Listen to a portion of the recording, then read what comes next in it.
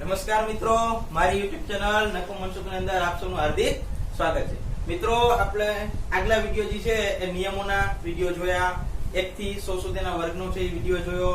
હવે આપણે ધોરણ 9 ના ચેપ્ટર શરૂ કરવા જઈ રહ્યા છીએ. તો આજે આપણે પહેલા ચેપ્ટર થી શરૂઆત કરશું. ધોરણ 9 નું પ્રકરણ નંબર 1, એનું નામ છે સંખ્યા પદ્ધતિ. તો સંખ્યા પદ્ધતિની અંદર સંખ્યાના પ્રકારો. મિત્રો, આ વિડિયો જે અત્યારે બનાવશું એની અંદર સંખ્યાના પ્રકારો, એ સંખ્યાના પ્રકાર વિશે તમે જાણી લેશો એટલે 1.1 અને 1.2 ની અંદર ખરા ખોટા ખાલી જગ્યા અને ટૂંકા પ્રશ્ન છે જે પૂછાય જ છે એ તમને ઈઝીલી આવડી જશે માત્ર ને માત્ર એક જ વિડિયોથી. તો આપણે જોઈએ સંખ્યાના પ્રકારો. તો પહેલી સંખ્યા છે પ્રાકૃતિક સંખ્યા. મિત્રો, પ્રાકૃતિક સંખ્યાને n વડે દર્શાવવામાં આવે છે. કોના વડે? તો કે n વડે. હવે પ્રાકૃતિક સંખ્યામાં કોનો સમાવેશ થાય? તો પ્રાકૃતિક સંખ્યા એમાં 1 2 3 4 5 અનંત સુધી. મિત્રો, પ્રાકૃતિક સંખ્યા 1 થી શરૂ થઈને અનંત સુધી હોય એ સંખ્યા ક્યારે પૂરી થાય નહીં. હવે આની અંદર તમને પ્રશ્ન કેવો પૂછીએ? તો કે એની અંદર પ્રશ્ન એક પૂછે કે સૌથી નાની પ્રાકૃતિક સંખ્યા, સૌથી નાની પ્રાકૃતિક સંખ્યાની અંદર એમ પ્રશ્ન પૂછે કે સૌથી નાની પ્રાકૃતિક સંખ્યા કઈ? તો કઈ આવશે મિત્રો? તો કે 1 થી નાની સંખ્યા છે નહીં. અને કે સૌથી મોટી ક્યારે પૂછશે નહીં. કેમ? તો કે મોટી સંખ્યામાં આવે ને અનંત સુધી. બીજું કે આ પ્રાકૃતિક સંખ્યાઓને મિત્રો ધન સંખ્યા કહેવાય. કેવી સંખ્યા કહેવાય? એટલે કે બધી પ્લસ જ સંખ્યા હોય. તો પ્રાકૃતિક સંખ્યામાં કોનો સમાવેશ થાય? તમને ખ્યાલ આવી ગયો? કેટલું યાદ રાખવાનું? પ્રાકૃતિક સંખ્યાને n વડે દર્શાવવામાં આવે છે, એનો ગણ. અને ક્યાંથી શરૂ થાય? તો કે 1 થી કરી અને કેટલે સુધી? n સુધી. n એટલે કે અનંત સુધી. ખ્યાલ આવે છે? પહેલા પ્રશ્ન પૂછે કે સૌથી નાની સંખ્યા કઈ? તો સૌથી નાની સંખ્યા કઈ આવશે? 1. પ્રાકૃતિક સંખ્યાઓને કઈ સંખ્યા તરીકે ઓળખાય? તો કે ધન સંખ્યા તરીકે. હવે બીજો પ્રકાર કયો આવે છે? તો કે બીજો પ્રકાર આવશે પૂર્ણ સંખ્યા. કેવી સંખ્યા? પૂર્ણ સંખ્યા. પૂર્ણ સંખ્યાને મિત્રો w વડે દર્શાવવામાં આવે છે. કેના વડે? w દ્વારા છે એ પૂર્ણ સંખ્યાને આપણે દર્શાવવામાં આવે છે. તો એ ક્યાંથી શરૂ થશે? તો કે પેલા પ્રાકૃતિક લખી નાખીએ 1 2 3 4 5 અનંત સુધી. આ તો આવ્યું જ. તો પૂર્ણ સંખ્યામાં ફરક શું? તો પૂર્ણ સંખ્યામાં એક જ ફરક મિત્રો, એક વધારાનો 0 આવશે. શું આવશે? પ્રાકૃતિક સંખ્યા 1 થી શરૂ થતી હતી, પૂર્ણ સંખ્યા ક્યાંથી શરૂ થશે? 0. તો આમાં તમને પૂછે સૌથી નાની પૂર્ણ સંખ્યા કઈ? તો કઈ આવશે? 0. સૌથી નાની.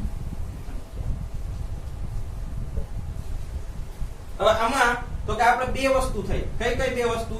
તો કે એક શૂન્ય અને બીજી ધન સંખ્યા. ચાલો, પૂર્ણ સંખ્યામાં કોનો સમાવેશ થાય છે? તો કે એક શૂન્યનો સમાવેશ થાય છે અને બીજો કોનો થાય છે? તો કે ધન સંખ્યા.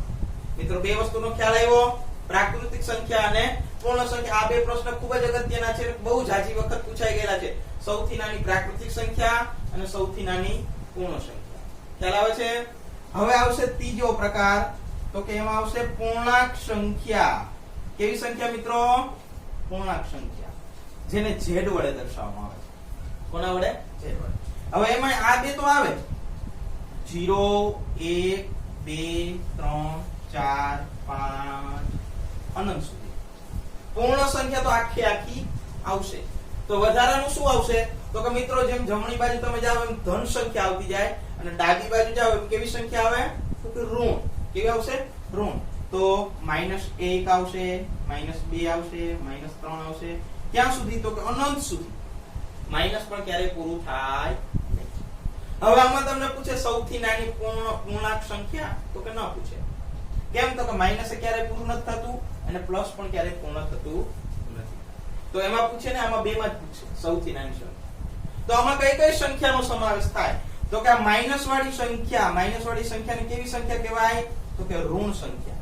કેવી સંખ્યા? ઋણ. પછી બીજો કોનો સમાવેશ થાય? તો કે શૂન્ય.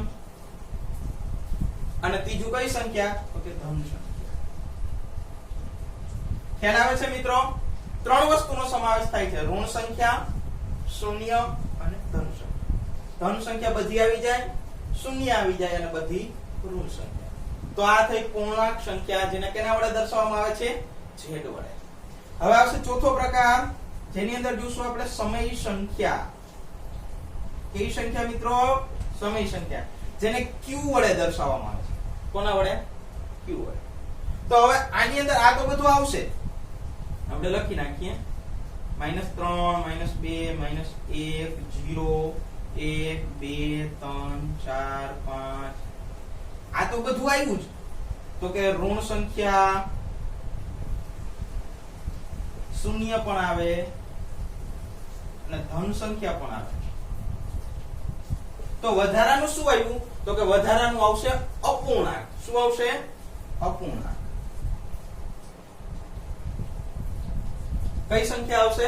અપૂર્ણાંક. દાખલા તરીકે આપણે જોઈએ તો કે 2/3 આપ્યા હોય, 3/5 આપ્યા હોય, 7/4 આપ્યા હોય, આવી ઘણી બધી. પ્લસ પણ હોઈ શકે અને માઈનસ પણ હોઈ શકે.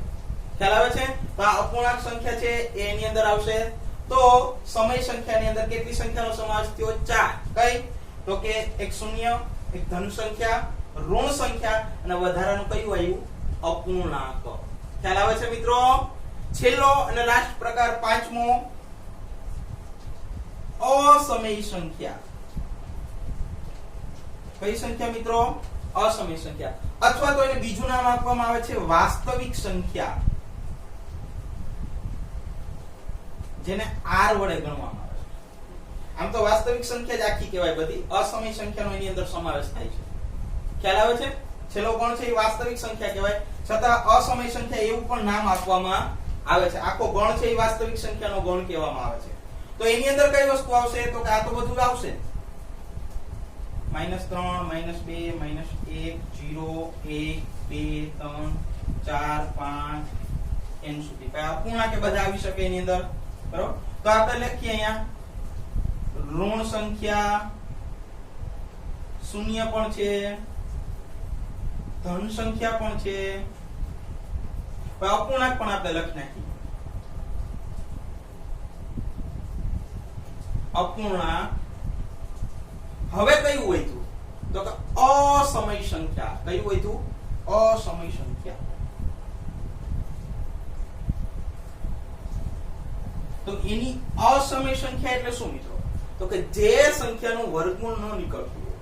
દાખલા તરીકે વર્ગમૂળ 3, વર્ગમૂળ 5, વર્ગમૂળ 7. આવી જે બધી સંખ્યાઓ છે કે જે સંખ્યાનું વર્ગમૂળ નીકળી શકતું નથી, એ બધી જ સંખ્યાઓને અસમય સંખ્યા કહેવામાં આવે છે. તો મિત્રો આપણે 5 પ્રકાર જોયા. પહેલા પ્રાકૃતિક સંખ્યા, એમાં બધી સંખ્યા કઈ હોય? તો કે ધન સંખ્યાઓ હોય. સૌથી નાની સંખ્યા 1 કહેવામાં આવે છે. ત્યાર પછીનો બીજું આવશે પૂર્ણ સંખ્યા, જે w વડે દર્શાવવામાં આવે છે. ધન સંખ્યા હોય, બીજું શૂન્ય હોય. સૌથી નાની સંખ્યા કે તો કઈ આવશે? શૂન્ય. ત્યારબાદ પૂર્ણાંક સંખ્યા, એની અંદર 3 નો સમાવેશ થાય: ઋણ, શૂન્ય અને ધન સંખ્યા. ત્યાર પછી સમય સંખ્યા, જેને q વડે દર્શાવવામાં આવે છે. એમાં ઋણ સંખ્યા આવશે, શૂન્ય આવશે, ધન પણ હશે અને વધારાનું શું આવશે? તો કે અપૂર્ણાંક. ખ્યાલ આવે છે? ત્યાર પછી અસમય સંખ્યા અથવા તો વાસ્તવિક સંખ્યા, જેને r વડે દર્શાવવામાં આવે છે. એની અંદર ઋણ સંખ્યા પણ હશે, શૂન્ય પણ હશે, ધન સંખ્યા પણ હશે, અપૂર્ણાંક પણ હશે અને વધારાનું કયું આવશે? તો કે અસમય સંખ્યા. એટલે કઈ? તો કે √3, √5, √7, જેનું વર્ગમૂળ નીકળે નહીં એવી સંખ્યા. હવે મિત્રો આના ઉપરથી તમને પ્રશ્ન પૂછીએ કે ભાઈ પૂર્ણ સંખ્યા છે એને પ્રાકૃતિક સંખ્યા કહી શકાય અથવા પ્રાકૃતિકને પૂર્ણ કહી શકાય, પૂર્ણને પૂર્ણ કહી શકાય? આડાવરો કોઈ પણ પૂછે. હવે જો પૂર્ણ સંખ્યાને પ્રાકૃતિક કહેવાય તો કે ન કહેવાય. કેમ? તો કે 0 છે એમાં આવતો નથી. પણ એમ કે પ્રાકૃતિક સંખ્યાને પૂર્ણ સંખ્યા કહેવાય? તો કે હા કહેવાય. કેમ? તો કે બધી જ પ્રાકૃતિક સંખ્યા આની અંદર આવી જાય છે. ખ્યાલ આવે છે?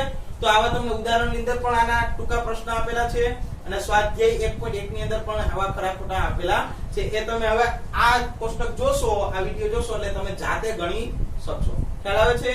જો મિત્રો આ વિડિયો તમને પસંદ આવ્યો હોય તો લાઈક કરો, શેર કરો અને